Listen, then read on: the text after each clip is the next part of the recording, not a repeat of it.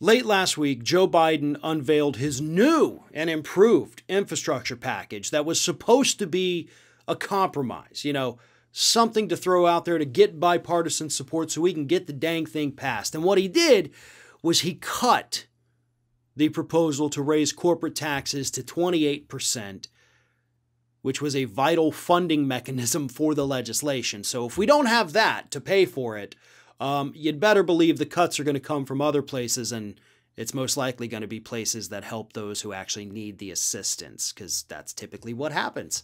Joe Biden has proposed things like that in his past during time as a U.S. senator, so it's not out of the realm of possibility to think that instead of cutting corporate or raising corporate taxes, we'll end up cutting social safety net programs to pay for infrastructure.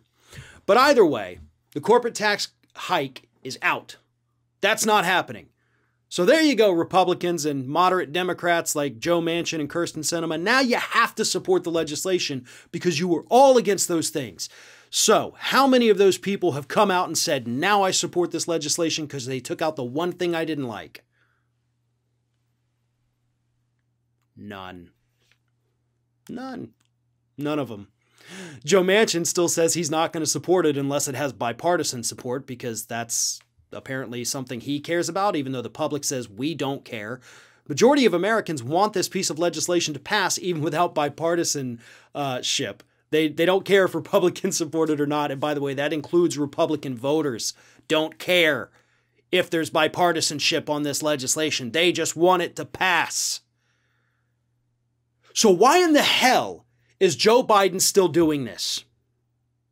You are not going to get Republicans to side with you on this, no matter what you do.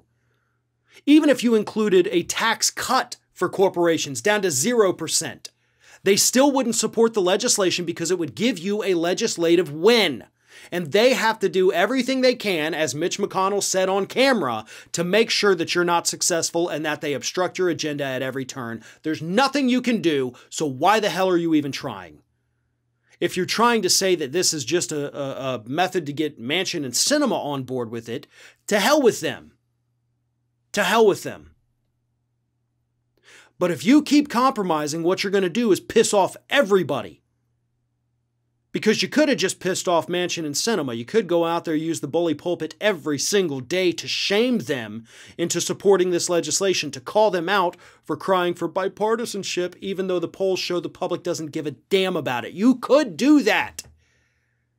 Damn it, be a statesman. Be aggressive with this. This is legislation that this country desperately needs. And at every given opportunity, you're cutting it. And you're still not getting the support that you need to pass it. This is ridiculous. And if this is indicative of what we're going to see from the next few years of Joe Biden, then get ready for something worse than Trump to win the 2024 election, and Democrats can go ahead and kiss goodbye their majorities in the House and Senate in 2022. That is what is going to happen. If Biden stands strong, if he goes out there, uses the powers that he has, held like Donald Trump did. You get pissed off at these individuals, what do? You go in the media, you go on Twitter, you issue a statement, you give a press conference, and you call them out. And you watch how fast they fall in line. That is what the public wants. And you're cutting your own great proposals at your own danger. Because this is going to cost you. And it's likely going to cost the Democratic Party the House, the Senate, and then 2 years after that, the White House. All because you wanted to make everybody happy just like Obama did. But instead, you just end up pissing everybody off.